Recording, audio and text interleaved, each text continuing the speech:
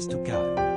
Dis-nous seulement une chose, où est-ce que tu as laissé... Peut-être, Ellie, nous parlions de l'héritage qui nous attend quand même. J'espère de vous avoir enseigné l'importance de l'amour et du respect Ce envers n'est pas vous-même. vrai. Maman et papa, ils nous ont tous aimés de la même manière sans distinction.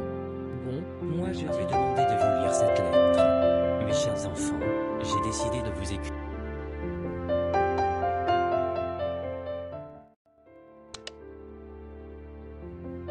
Alors nous devons voir, qu'est-ce que nous allons faire.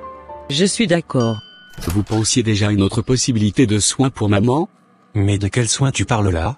Bah, moi je pensais peut-être... Il n'y a pas de peut-être, Ellie, nous parlions de l'héritage qui nous attend quand maman ne sera plus là. Héritage? Eh oui, ne dis pas que toi tu n'y penses pas. Franchement, non, vraiment. Bah tu devrais, maman ne va du tout pas bien, et nous n'avons qu'à y penser, voilà. Moi, je prendrai tout ce qui concerne la ferme. Non, et pourquoi toi? Arrêtez, mais c'est quelle discussion ça? Pensez-vous vraiment que c'est le temps de parler de tout ça là? Un peu de respect quand même, c'est notre mère. Mais nous devons en parler, j'ai de projets moi. Ellie, ce n'est pas un manque de respect. Nous tous nous avons des projets à réaliser, et nous avons besoin de l'argent. Voilà. Maintenant ça suffit. Allons-y dans la chambre, maman nous attend. Mes enfants, j'ai besoin de vous parler. Depuis que votre père n'est plus, pour moi la vie a été très difficile, et je me sens que bientôt je vais le rejoindre. Certainement maman. Tranquille maman, reste calme. Dis-nous seulement une chose, où est-ce que tu as laissé le testament? Philemon, arrête ça. Tu penses que c'est le moment? Non, maman, ne dis pas ce genre de choses, tu as encore beaucoup de choses à donner et à vivre. Non, Ellie, maintenant, mais ça finira toujours par arriver.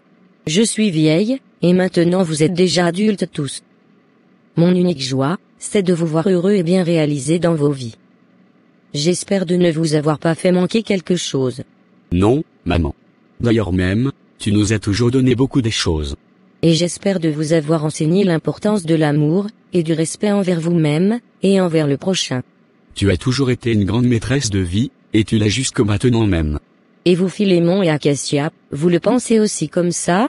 Bien sûr maman. C'est vrai oui, mais c'est important aussi de penser à notre futur aussi. N'est-ce pas? Qu'est-ce que tu entends par ça, Philémon? Eh oui maman, nous voulons dire notre futur, du point de vue pratique. Mais je ne comprends pas, c'est-à-dire? Non, maman, rien. Pour le moment, maman, repose-toi. Philémon, venez un moment avec Acacia. Mais franchement, qu'est-ce qui ne va pas avec vous? Mais quoi comme ça? Moi, je vous avais déjà dit de parler déjà avant de l'héritage, et maintenant là, tout sera comme une surprise. Et maintenant qu'est-ce que nous faisons? L'unique chose à faire maintenant, c'est de rester proche de maman, voilà. Non, moi je vais dire, qu'est-ce que nous faisons avec l'héritage? Moi je dirais de nous diviser tout, en 3 parties égales. Mais non, toi, tu as déjà une maison, mais moi je suis encore en location. Non Philémon, cette maison est trop grande pour toi seul. Moi je dirais, qu'on la vende et puis, nous divisons l'argent. Mais vraiment qu'est-ce qu'il y a? Est-ce que vraiment c'est le moment? Donc, vous ne vous souciez même pas de maman? Maman est vieille, et c'est naturel qu'elle s'en aille plus tôt. Et ça ne vous préoccupe pas, au lieu de parler seulement de l'héritage. Écoute Ellie, la vie continue. Nous sommes jeunes et nous devons penser aussi à notre futur. Et nous devons le faire le plus tôt possible, parce que les affaires de l'héritage demandent beaucoup de longs processus, et moi j'ai besoin d'argent. Et moi aussi, d'ailleurs plus que toi. Mais, est-ce qu'on peut parler de ça plus tard? Quand maman ne sera plus là. Mais ça sera déjà trop tard. Laisse-le tomber, tu sais non, lui il fait toujours l'enfant à maman. Sinon, alors, nous avons décidé de diviser tout en 3 parties, n'est-ce pas? Non, je ne suis pas d'accord. Maman t'a aidé à acheter la maison. Mais qu'est-ce que tu dis là?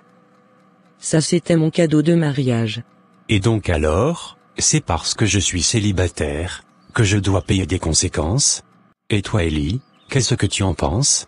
Non, Philémon, désolé, moi je n'entre pas dans ce discours. Tout ce que vous dites là, ça ne m'enchante pas du tout.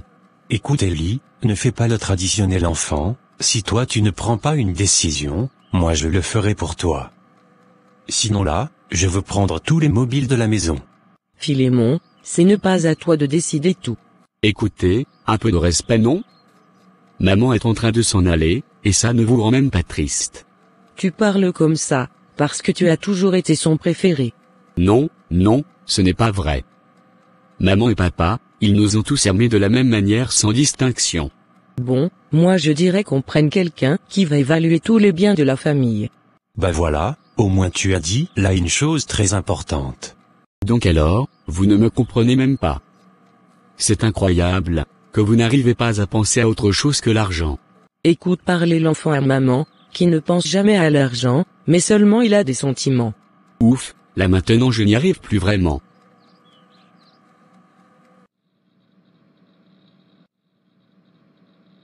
Bon, avant tout, je voudrais vous exprimer mes sincères condoléances pour la disparition de votre mère.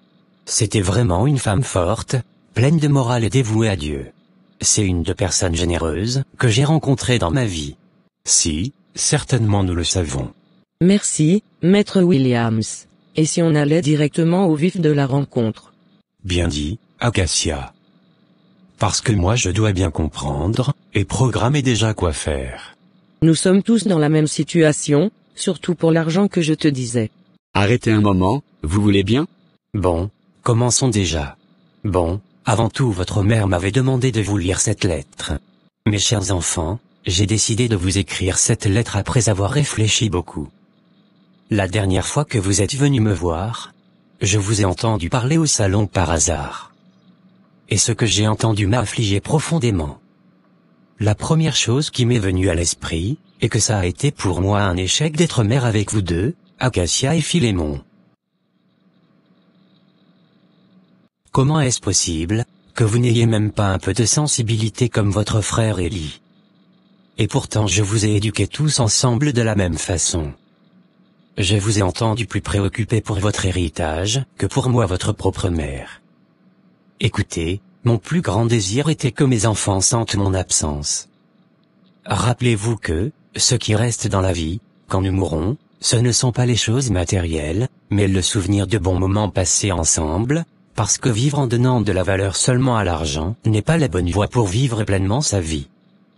La richesse que je voudrais vous laisser, n'est pas celle d'un testament, mais plutôt ce que je laisse dans vos cœurs, les émotions, la joie, et toutes les petites choses que nous avons vécues ensemble. Je vous souhaite tous les meilleurs. Surtout mes chers enfants, apprenez à aimer ce que vous avez, avant que la vie vous apprenne à aimer ce que vous avez perdu. Je vous aimerai toujours. Votre mère, Anne. Voilà donc, c'était la volonté de votre mère, que je vous lise cette lettre. D'accord, et maintenant? Certainement, alors votre mère laisse tous les biens à un centre, qui s'occupe d'améliorer la vie des enfants orphelins, en ajoutant qu'elle espère que, Élie, appréciera cette décision. Elle espère également que cette décision serve d'une importante leçon pour Philémon et Acacia.